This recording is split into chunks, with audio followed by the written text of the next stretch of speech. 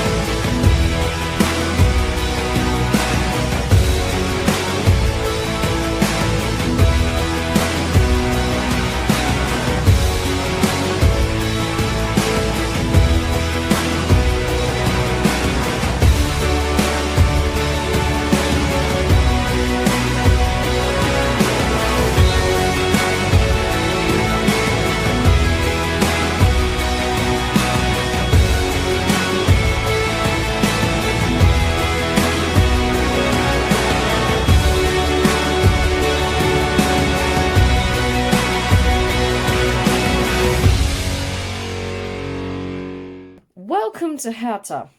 Hertha BSC. The world's biggest shit show. I do apologise for my language, but let's get this started.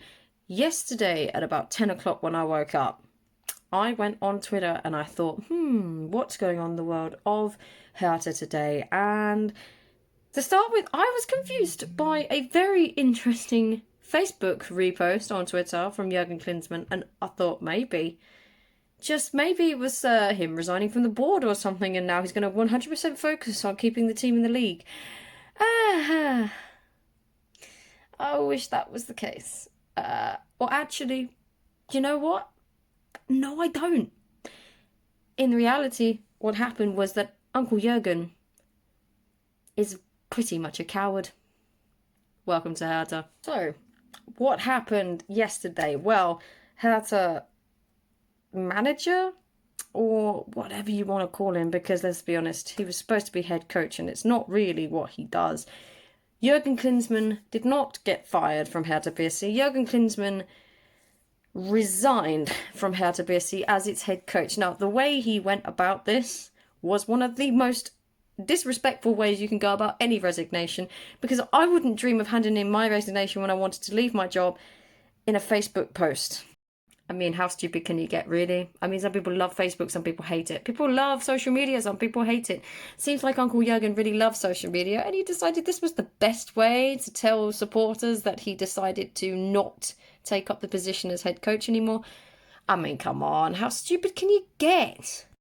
The real question comes as, why? Why now, and why does it come just after losing a game to Mainz? Because that is where this started. We lost on Saturday 3-1 against a team lower than us, and are still lower than us in the table because they were 5 points behind. But now we are in the midst of a really awful next few weeks in a relegation battle of which he has left us in complete limbo, without a manager or without a professional coach, because as good as Alexander Nuri might be as an assistant, or as decent as he might have been at Bremen, he's not really head coach material at the moment. Who knows? Maybe he'll prove us wrong. But why has he done it? Let's look at Jurgen's list of reasons to start with, and then we'll talk a little bit more about what happened before in the week against Gelsenkirchen and against Mainz, because that kind of accumulates to it. But for now, let's just think about, why did Uncle Jurgen decide enough was enough? So, apparently, what happened was that Jurgen Klinsmann felt that he did not have the trust of the board, which would include Michael Preetz and Herr Gegenbauer and, pretty much everyone involved with the club. Now, for me, this is a load of bullshit, because Jurgen Klinsmann was given 70 million euros to spend. He spent 70 million in the winter transfer window, more than any other club in the world. And guess what? They were players that he wanted. They were players that he praised. Christoph Piontek, Matheus Cunha, Lucas Toussaint, and Santiago Ascasiba. All of them came in except for Toussaint, who won't even be coming if we get dumped into the Zweite Liga, into the Zweite Bundesliga. But these are the players that Klinsmann wanted. He seemed very excited to be working with them. And he also did a Facebook Live the day before he decided to quit. Now, he's now claiming, after today's event, that he wanted to leave for a while, that he wanted to leave for maybe a few weeks, maybe even a few months before this happened. He told no one. He let on to no one. Even Lars Windhorst, who was the first person to find out, only found out the day before he announced it on his Facebook page. So where has this even come from? Nobody even knows where this has come from. Not a clue. So where has it come from? Absolutely nowhere. And guess what? Guess who suffers the most? Us. That's who suffers the most. I don't believe Jurgen Klinsmann's reasons for citing that at all. I really, really don't. I just don't buy it. And someone put it perfectly. I believe it's Lothar Matthäus who says Klinsmann must be in charge of everything. And some of the statements he came out with made it sound like he was actually after Michel Prietz's job, not after a coaching job. Because in England, where he's never coached in his life, Jurgen Klinsmann, he says the manager deals with the transfers, with this, with that. He's pretty much involved with everything on the pitch and off it.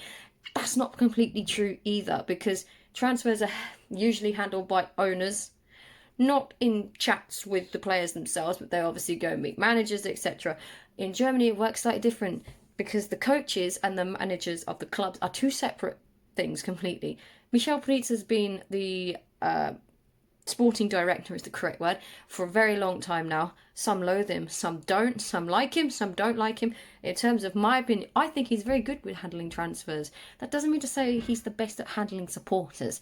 However, at the same time, he's still pretty decent at getting the people in. He might not be good at communication, but he is good at getting people in. Look at the players he managed to bring. They didn't come because they spoke just to Jurgen Klinsmann. We didn't get Askasibar and Tussad just because they spoke to Jurgen Klinsmann. They had to speak to Michel Preetz. Some of the players we've got in the past, they only came because we spoke to Michel Preetz. They were all we could afford at the time, but they still went through him. Now, Klinsmann's now making it sound like he was trying to worm his way in, and this is what I can make out from it. He tried to get into the coaching position so he could try and weave his way in. I do apologise. He tried to weave his way in to a higher position from the coaching position. Now, Matthäus said that he had to be in charge. Klinsmann has to have full control. That's what it felt like. That's what he's done before. As a motivator, he's been a motivator many places. German national team, 2006, long time ago. US men's national team, motivator, not tactical coach. So actually, in truth, he took over as this coaching role. He was never actually the brains behind any of the points that we got under him, because all he did was motivate. And when you're playing shit, there's nothing to motivate. But in terms of tactics, it all came down to Nuri. So now he's left poor Alexander Nuri in this position as well. Why did Jurgen Klinsmann decide to quit so suddenly? He's saying he didn't like the way it was done. In other words, he's saying, Michel Preetz didn't give me what I wanted, so I decided to bugger off. And if that's what he's thinking, I'm sorry.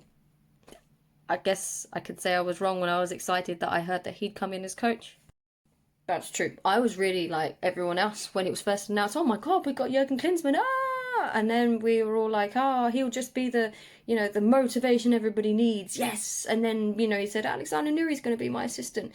And Alexander Nuri were like, oh, he did okay at Bremen. Then he did bad at Ingolstadt, but he had nothing to work with. Now he's got a decent team. Maybe he'll do well. The problem is, Alexander Nuri probably did 90% of the work, whereas Jurgen Klinsmann wanted to do everything else except for actually coaching the team with tactics, because Uncle Jurgen doesn't do tactics.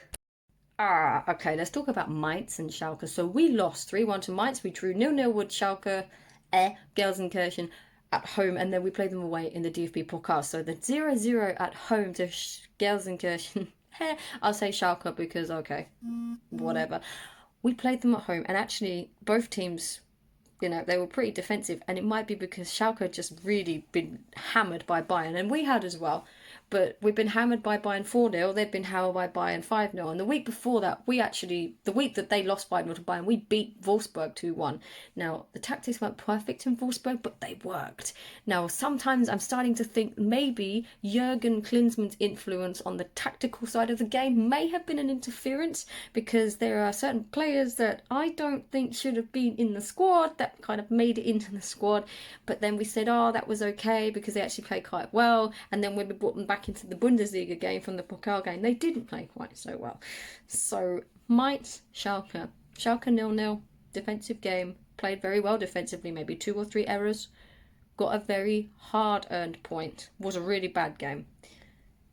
The next week, we went to Gelsenkirchen 2 days later, 3-2 after being 2-0 up. Now, a horrible incident happened in that game. In about the 70th minute, there was a racist incident involving Schalke fans behind the goal, making monkey noises at Jordan Torunariga. Now, we did everything we could on Saturday to ensure that he did not feel like he was alone, because he was in tears on that pitch, and it was really clear that it affected the way that the players were playing at the time, and also clear that it may have drained them after 120 minutes against Mainz on Saturday. Now, Klinsmann made the excuse, and it was an excuse, not a reason, because he didn't ever talk about the things that went wrong tactically with the way we were performing, the way we were playing.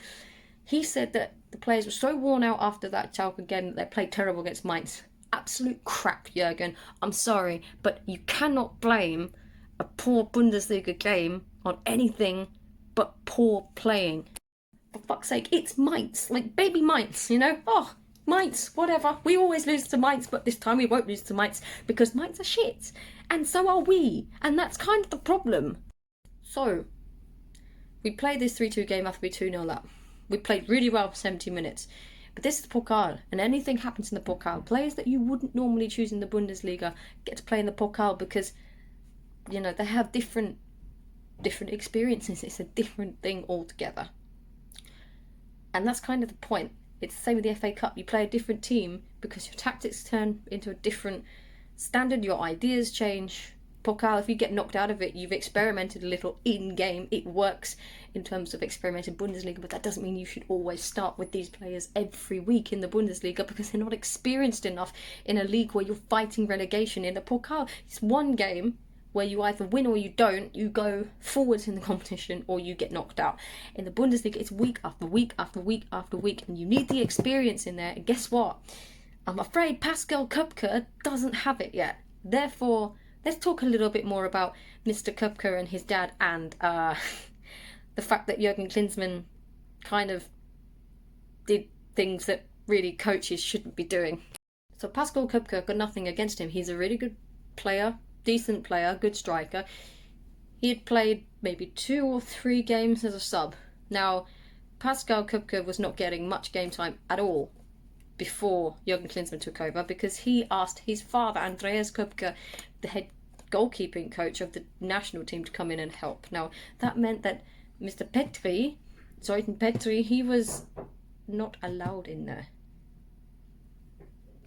He was not allowed to be goalkeeping coach of the profis anymore. He had been the goalkeeper coach for a very long time. Rune Jahrstein was pretty upset because this guy had been coaching the goalkeepers since Dardai was in, Hungarian goalkeeping coach, and a very, very, very good one. And you kind of notice Jahrstein's performances decline a little after he left. So Klinsmann brought in Kupka, and obviously he's friends with this guy.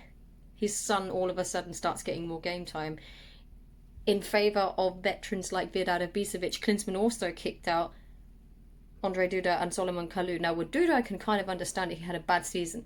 Kalou, been there for 6 years. At least have him on a substitutes bench, you know. And he had a point. It is disrespectful. And at the same time, he was also given time to find a new club, and he couldn't. Kind of sort of says that he don't want to leave. He wants to fight for his space.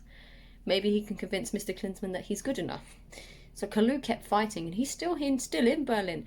But the thing is, Klinsmann's influence has kicked players out that we could have really used now. A defensive midfielder is not what we need. We need an attacking midfielder, number 10. Duda's number 10. And Kalou can play that spot as well. But we've got rid of them. And you're not letting them play. And this is what I mean. Nuri is a tactical guy, but he's not making the starting 11 decisions. He's not making the substitutions. Klinsmann is. Klinsmann's choosing to bring in Pascal Kupka over Ibisevic or Kalou. Why? What has he done to warrant that? In terms of the Mainz game, yeah, it was bad. Really bad. Nicholas Stark, I don't know why he's starting. Because, yeah, okay, he might be vice-captain, but this is not a game that he should have started in. He started in the DFB Pokal. Was okay, you know.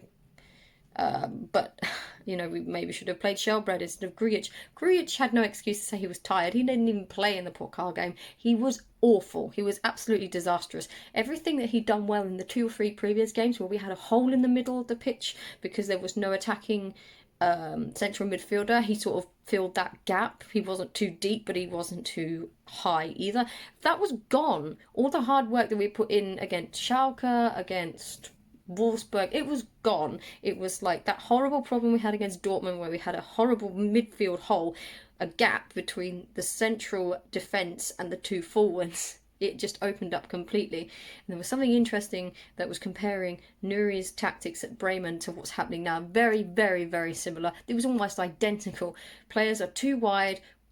Wide players are either too deep or too high to make a difference. There was never a perfect balance in the midfield. Maybe that's something you've got to work on. But I wonder, I really, really wonder, against Mainz, why they were playing in this way. Why were we playing a defensive-minded team against a team that's got one of the worst defences in the league? We should have been all out attack, attack, attack, attack, because the only attacks that they had were the ones they scored from. I mean, we could go on all day about how bad we were against the Mainz because they really didn't do very well at all. We had all this possession, didn't do anything with it. Quaison scored 3 times, hat-trick. We can complain about the penalty, but that's kind of not the point. We didn't deserve to win that game. It was just completely passionless. It was really, really horrible to watch. People booed the players at the end. It happens. But I am beginning to wonder whether or not Klinsmann was more of an interference than a helpful coach. At the beginning, I actually criticised Nuri a lot, saying it's his tactics that's going wrong, blah, blah, blah. Why are we doing this? Why are we bringing in these players? Why are we bringing in players like Köpke? Why is Marius Wolf playing in that position? Why is Grujic still starting? And I'm beginning to think that Klinsmann had his favourites in terms of players. I'm thinking that he had players that he felt he had a duty to allow to play games, that he didn't feel the need to have Kalou and Ibisevic in there anymore, even though they work extremely hard and they are useful. Ibisevic in particular is a better captain. I'm sorry whether people agree or not. He is a better captain than Niklas Stark. Per Shelbred is a better captain than Niklas Stark because Stark is very young, hasn't learned everything yet. Now, I've been saying this before, Nuri is the man behind the way we play, but then you have to credit him with the good things that have come because we have improved since that coaching team came in. Nuri brought in a bigger responsibility for defensive stability. He did stabilise the defence until that Mainz game where everybody was really, really bad. He stabilised that defence. We became very, very solid. 60 minutes against Bayern, nothing, and then obviously an onslaught happened. Then we played 2-1 against Wolfsburg. Wasn't anyone's fault. We played quite defensively well. Against Schalke away, we played quite defensively well. Against Schalke at home, played very defensively well. Gladbach at home, played very defensively well. Freiburg at home. We got wins against Wolfsburg, Freiburg, and one more. Leverkusen. Again, defensive display. He did all that. Now, it wasn't perfect, but it was getting better. Now, Klinsmann, he's not a tactical guy. He doesn't know anything about tactics. He doesn't know whether we should play a 5 at the back, a 4 at the back, 3 at the back with 2 wing backs. He doesn't know anything about that, especially defensively, because he was never a defender. So, Nuri, whatever good has happened, Nuri is probably the actual reason behind that defensive stability. But at the same time, there are mistakes, especially in substitutions that have been made, and that is not Nuri's responsibility, because Nuri's not the man that says, this is my starting 11 and this is my substitutes. Nuri is simply the man looking at the game, making notes, saying, okay, we're not doing this right, we're not doing that right.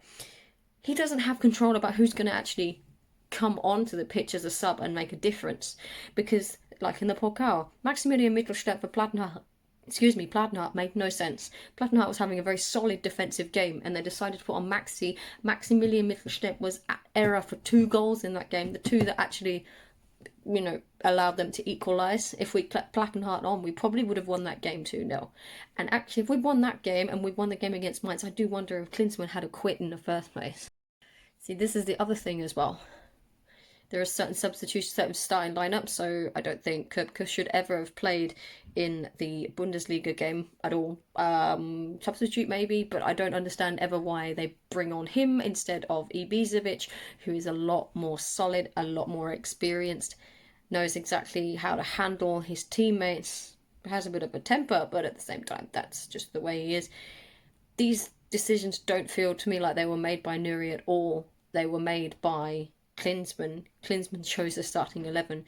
He was involved in the training, but not in the way that Alex Nuri has been involved in the training. And at the same time, okay, people don't like his tactics, but some of them have worked. You know, some of them did work. And the only time I ever felt that the tactics, the substitutions were correct was against Mainz, where we brought on 2 attacking players in the second half and a striker. 2 strikers, 2 wingers, because we had 5 midfielders, defensive midfielders playing with no real wing attack, just 2 wing backs that weren't really moving forwards. And one of them got sent off. Marius Wolf got sent off. Really didn't make any sense to me. Half the time, the subs, we were always sort of like scratching our heads when we were seeing it. Like, why would you do that? Like, what's the point in that? Why would you change a defender for a defender? Just leave the defender on, or put on a defender for an attacking player, or put on an attacking player for a defender when you're behind. But that's not what was happening. We were putting on like for like, and unless someone's injured, it just doesn't make sense. You know, we can criticise Nuri for what he's doing, but he has stabilised that team.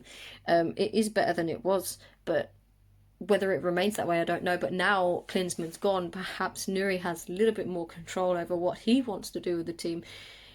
Maybe some of his ideas were being restricted. Maybe that's the word to describe it. Klinsmann's a big personality. No one's going to argue with him. And I can't imagine, you know, Klinsmann and Nuri get along really well, but I cannot imagine how betrayed people feel, especially the team, because the way they found out about this was really unfair. They went to a team meeting thinking, team meeting, great. Then Klinsmann drops his bombshell and he buggers off back to California, leaving Alexander Nuri to pick up the pieces of a team that really doesn't know what it wants to do. Right now, all it needs to do is survive. And they have the talent, you know, you have some of the best talent in Europe in that squad. And the only thing we need right now is a coach that can come in. Maybe Nuri can do it, maybe he can't. That can come in and craft it into a decent team that can play well. And it's not about pretty football. That was one thing Klinsmann got right now. We don't care about pretty football. We care about getting goals and getting points. And as Shelbred put it himself, we don't give a shit about anything else other than getting wins and points. Is there a problem with Michel Preetz? Is something else you could say, I guess. Okay, nobody likes to admit that they like Michel Preetz, but he does do his job well in terms of transfers. The worst thing he does is getting coaches. He doesn't know what to do when it comes to getting in coaches. Paul Dardai was coming in. He only came in as a sort of interim solution in 2015. He did so well that he stayed, and he did with a very budgeted squad a really, really decent job. And yes, his football was outdated and it wasn't perfect, but at least there was some stability in there. And if he was still there now, who knows what he could have done with this squad. But he had an idea. Preetz had a point. If we want things to move forward, then we probably need a new coach. And Ante Czovic was a more attacking-minded coach. With him in charge, we scored a lot more goals, but we also leaked them like crazy. And he didn't know what to do. I think Ante Czovic was completely overwhelmed with the job in hand, you know, the task in hand. Maybe he was let go a little bit too soon with this squad. Who knows what he could have done. But then after that, after Czovic was gone, it was like a panic. Jurgen Klinsmann, why not? Big name, bring in a really good co-trainer, because we're going to get rid of Chovic's co-trainer. You know, bring in a massive name, and up pops Jurgen Klinsmann. It's like, well, you haven't thought this through, because Jurgen Klinsmann doesn't know anything about tactical formations or, you know, how to improve the attack or how to create more chances per 90 or, you know, anything on the pitch, really. He just knows how to talk. What's the point in bringing in someone like that? Everyone's excited because they think Jurgen Klinsmann, our internationally famed coach, really good motivator, and a decent training coach as well in Alex Nuri. It could work really well. And within the first few weeks, everyone's like, yeah, everything's changed. Everything's sort of, you know, it's not changed much, but everything looks a bit more stable and everyone's really happy with him being here. And then he starts to complain now about the way things are run. Is there a problem with Michel Preetz in terms of his position in this problem with Klinsmann quitting? I don't like taking sides, but I am actually on Michel Preetz's side for once, because Preetz knew nothing about Klinsmann quitting. He knew nothing until the day it happened, and that's not his fault. The only thing he was at fault for was employing the man in the first place. Preetz makes mistakes, but this one wasn't one. He actually thought maybe he could do it. I have trust in this guy. Jurgen Klinsmann talks about trust. The man was given 70 million euros to play around with, given complete control, except for the control that is within Michel Preetz's hands. He is the managing director. He is basically the director of sport at the club. That is his job. It is not Jurgen Klinsmann's job as a coach to come in and then do that job for him. If he is going to do his job, he does his job as a trainer, as a coach on the pitch, which is what he's employed for in the first place, what he's been asked to do, what he's been tasked to do. Michel Preetz doesn't need anyone else to tell him how to do his job on handling affairs within the club. That is not Jurgen Klinsmann's position. And for Jurgen Klinsmann to come across and basically say, well, I want to do this, this and this, it's not your place to do so. So just butt out of it.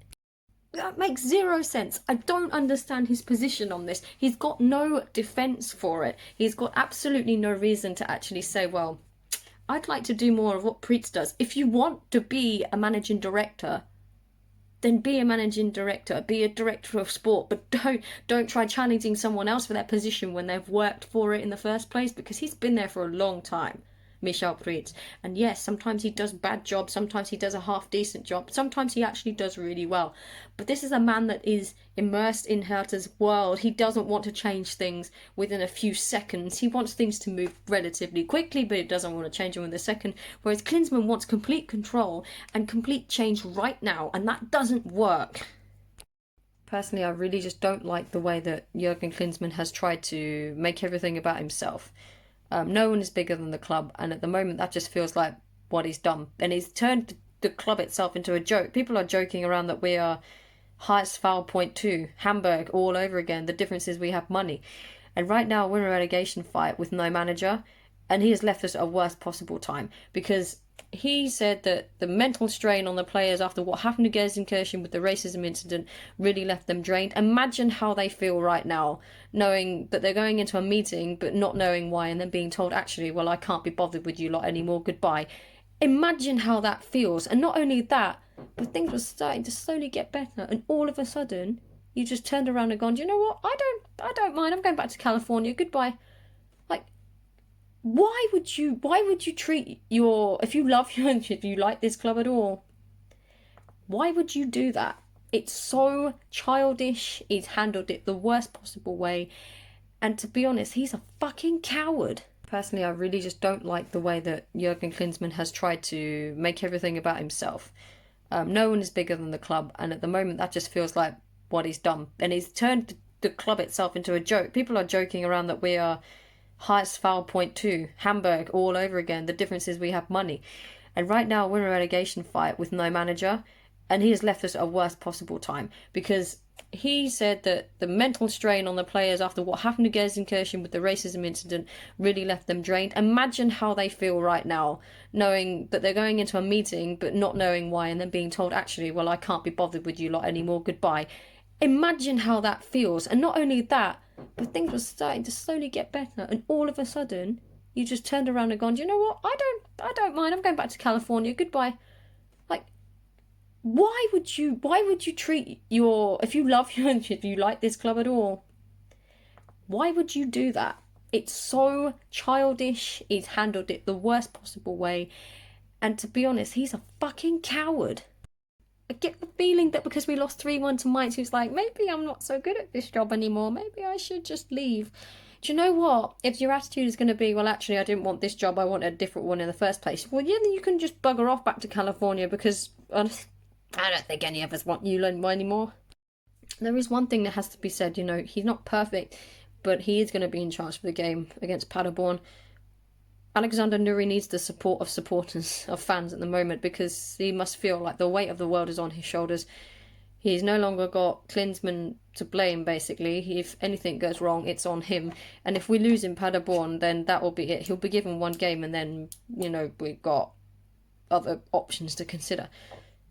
But I feel so sorry for him because he's also not known anything about it until the day before. And what can anyone do about it? It's his job now to try and keep this stable, slightly more stable team together. Away from home, we've actually been a lot better.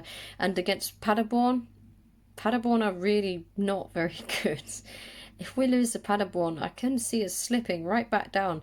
And Klinsmann's made this excuse that we're 6 points above the relegation zone, whereas before we were only 2.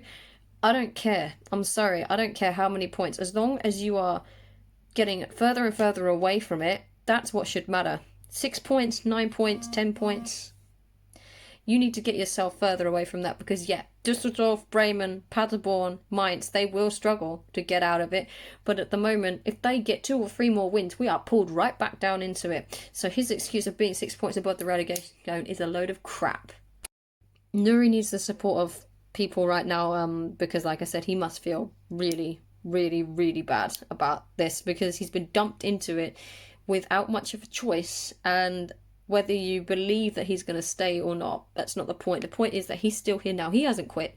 He's still here and he's still willing to do a job, and he deserves a lot of credit for the work he's already done because it is better. It's not perfect, but it is better with a better team than what he probably had at Bremen and what he had at, Ingolstadt. So we have to 100% support him behind it.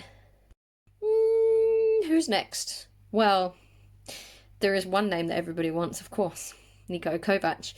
Unfortunately, Kovac probably doesn't want to come to Hertha at this point, and I'm not surprised with everything that's happening. Kovac would be the perfect candidate for everybody, but if he can't come for some reason, if he can't be convinced, then honestly, people don't want him, but Bruno Labbadia, I would say, decent, knows how to deal with the relegation battle, got experience. Roger Schmidt, been at Leverkusen, good attacking player, good attacking formations, but pretty difficult to handle. These people are all going to bring in their own staff. The only problem for me is that with those own staff, the players are just going to be turned upside down again. But they have the talent to stay up, and that's what's so frustrating. Players like Piontek, Cunha, they're all really, really talented. Why they can't stay up in this division, there is no question this team should be at least mid-table to upper table. And people want Paul Dardai to come back at the moment. I wouldn't disagree with them either because he knows how to stabilise a team. He cares about the club. That's one of the most important things. Playing Paderborn. So, let's talk a little bit about Paderborn. Paderborn are really entertaining. Probably the most entertaining team in the league because they just do not give a shit. They already know that they are favourites to go down, but that doesn't stop them from attacking. They love to attack. They love to score goals. They love to really try. Now, they don't have the talent. They don't have the depth in their squad to stay up. I don't think. If they stayed up, it would be a minor miracle. It would be really nice, but it means someone would have to take their place. Probably us. Now, when they played us at the beginning of the season, they actually played really well, and we didn't. In the second half, we played okay, but we didn't play great. We had to win that game, and it's come up to the same story again. We kind of have to win it again. We're better away from home. No one knows why. Paderborn have weaknesses in their midfield. Defensively, they have a horrible weakness. Javira Dilrosun had a field day with them when he played against them at home because their wingers are their wing backs, their defensive structure is a little bit weak. And in games like this, you can't have the idea like you would against Schalke, where you play defensively and you get on the counter-attack. Against teams like Paderborn, Mainz, you have to go at them because Mainz were one of the worst defensive teams in the whole league, the most terrible defensive team in the league. They let in the most goals. That said, that some of those were let in before they got their new coach, but it still doesn't help the fact that they have a really bad defence and we only scored 1 goal against them. It was an own goal. That said, Paderborn, we're one of those teams where you have to, what I say, gnaw away at their heels. You have to bite away at them. You have to stop chewing away at their defence. Because if you just sit back, they're going to come at you because they don't care about the fact that whether they lose. Of course it hurts, but they know that they're the favourites to go down. So if they get points, they're excited, you know? They're just happy that they're actually getting points, whereas with us, if we don't get them, we're in big trouble with all these stupid ambitions, big city club shit, which needs to stop, by the way.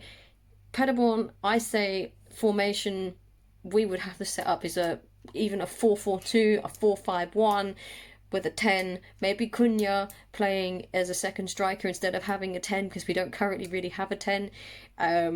Two defensive midfielders, one attacking midfielder, two wingers, four defenders because their attack is quite good. But I think our defence can deal with it. You know, Jordan and Boyata been very, very strong central defence. Klunter needs to stop dawdling. He needs to track back. If he wants to come forwards, he needs to have good communication with his midfielder on the right, because if he doesn't, then he's not tracking back. He loses. It's happened before with Klunter where he's lost complete focus of who he's supposed to be marking or who he's supposed to be keeping an eye on, and he's not tracked back, and that person's then escaped loose and we've let in a goal because no one's there to stop the cross coming in. The same with Plattenhardt or Mittelstädt. They have got to stop acting as wing-backs if you're playing a defensive 4 at the back. If you're playing 3, then yeah, fine, wing-backs, but then you have to have the responsibility split out, and I don't think Plattenhardt's quite got that yet. Mittelstädt then comes too far forwards and can't get back. A little defensively inept. Personally, I would do 4 at the back with 5 in midfield, Piontek up front, or maybe with 4-4-2. It's a simple structure, but it works. I'm sorry, people don't like it. Simple structure, it works. Get those attacking midfielders chipping away at that Paderborn defence, because eventually, you know, I hate to say it, they are a second division side. Their defence is a second division rate. We can't beat a second division side, no matter how good that side is. We shouldn't be in the Bundesliga ourselves. You've got to go at them. You've got to attack hard, because they will be broken down. We've proven it before, you know, against Dusseldorf and against Paderborn. We've proven that. We've proved it against Wolfsburg, who had a pretty mixed defensive setup. They haven't been very good in the last sort of 5 weeks, 6 weeks, Wolfsburg, or 6 games rather. This is what you've got to do. And if they're too afraid of doing that, you know, there's got to be a lot more bravery in this squad, because they are talented enough to stay up. Oops. And if they don't, if they start to struggle, then you have to start asking yourself, what the hell is happening? Do I think we'll beat Paderborn? Do you know what? If we got a draw, even that would be better than losing, because at the moment we need every point we can get. But the thing is, the less points we get, the closer we get drawn into. Now, we're quite lucky this week that the other Bundesliga fixtures are probably in our favour, because the teams around us are playing teams in the top half. There is going to come a point where we stop playing teams around us, because our next fixtures are Paderborn, Cologne at home, Düsseldorf away, and then Bremen at home. And then we have Hoffenheim away and Union at home. Now, I hate to say that I could actually see Union probably beating us right now. They are in a better position than us, unless we improve steadily the way we have been, getting back to how we played against Wolfsburg, against Schalke in that first 70 minutes. That is the only way we're going to get out of this. And pulling together as a team. And if that means that leaders like Ibisevic and Shelbred have to start using the hairdryer treatment on players, so be it.